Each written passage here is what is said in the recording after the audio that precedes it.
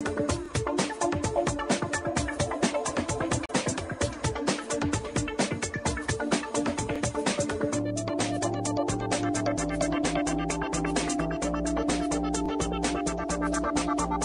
and back with Lindsay Williams.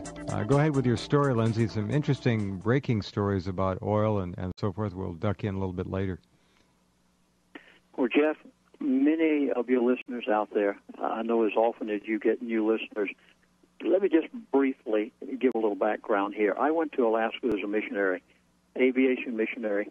At the time, the Trans-Alaska Oil Pipeline was going to be built, and I heard 25,000 pipeliners were coming to the state in order to build that pipeline. Mm-hmm. So I went to the 9 major oil companies that were going to build it, called Alaska Pipeline Service Company, and I said, don't you need a chaplain on the pipeline? Well, they finally allowed me on the pipeline, and later came to me and said, you're helping the atmosphere up here so much, and creating all the things that the men need spiritually. They said, we'd like to offer you executive status. And I said, what does that mean? And they said, we'd like you to go any place you'd like, see anything you want to see, and wish to invite you to sit in on our board meetings in an advisory capacity in order to help the relationship between management and labor. Now, it could only have been by the providence of God that for 3 years' time, I literally lived with, in the dorms at Prudhoe Bay, on the big oil field in Alaska, sat across the dinner table from, sat in the board meetings with the elite of the world that most authors try to write from a distance about, but really don't know how they think and what makes them do the things that they do. And so, as a result, I have always had a little different perspective on exactly how these people do and what they're doing today. As a result, I got to know many of these people and have kept up with them over the years. And when this one, whom I know very well, I spent hours and days with him at Prudhoe Bay. I knew who this man was when he called me, and I knew that he knows exactly what's taking place, even though he's retired now. And I knew that I could take at face value what he said. So after we had made friends, and I'd caught up on some details, I said, where is the price of gasoline going at the gas pump? He wouldn't tell me the exact figure, but I could gather from what he said that you can probably expect another $1 a gallon at the gas pump by the end of the summer.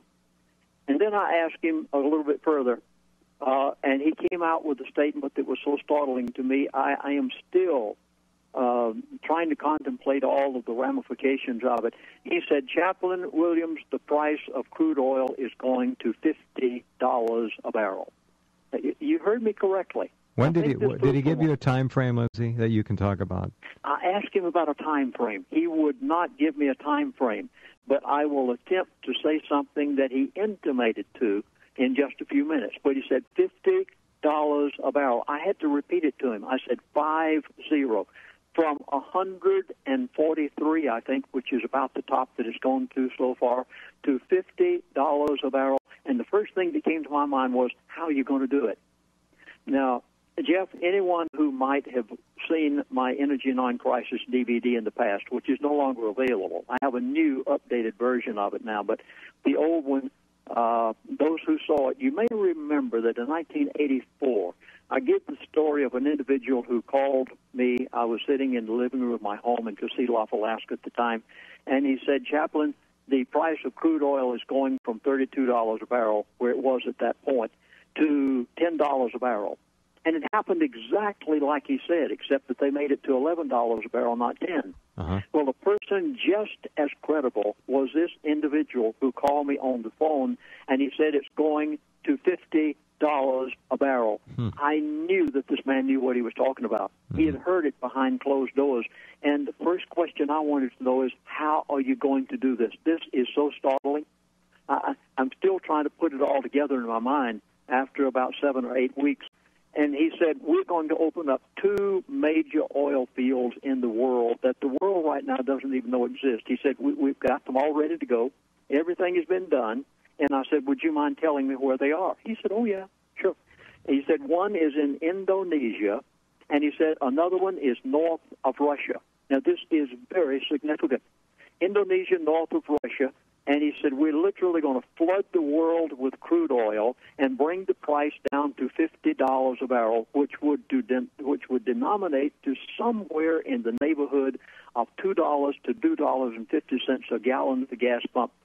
Now, at this point, I thought, what's the American people going to do? When it gets to $2 a gallon at the gas pump, the American people will dance in the streets. They will literally think that heaven has arrived on earth.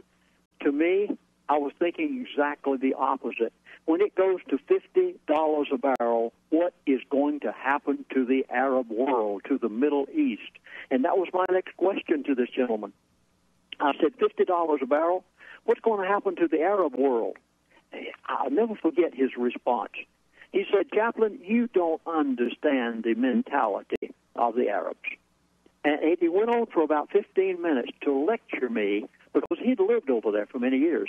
He went on for about 15 minutes to lecture me on the mentality and the thinking and thought patterns of the Arabs. And he said they only live for today.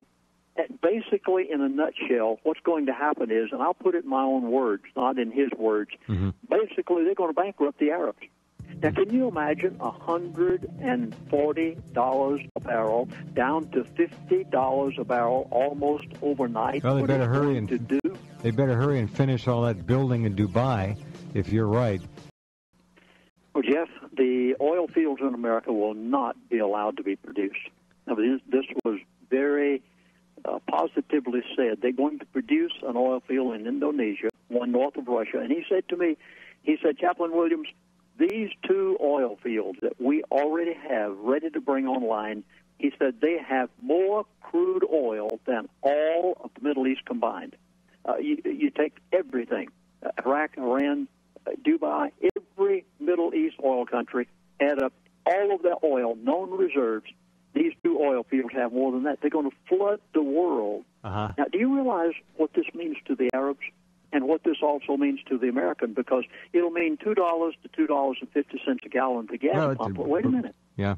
Whenever the Arab world collapses, when no longer are they able to hold the Middle East together, when they no longer can buy our T-bills and Federal Reserve issues, when they take the reserve currency, which is the American dollar, which they have, and literally have to dump it overnight on the world, trillions of dollars, because they must maintain their socialistic economy. After all, these few sheikhs and sheiks who 100 years ago were nothing but nomads roaming deserts riding camels. That's right. And they hold the people hostage, so to speak, in their socialistic environment by giving them schooling, giving them hospitalization, housing, everything imaginable.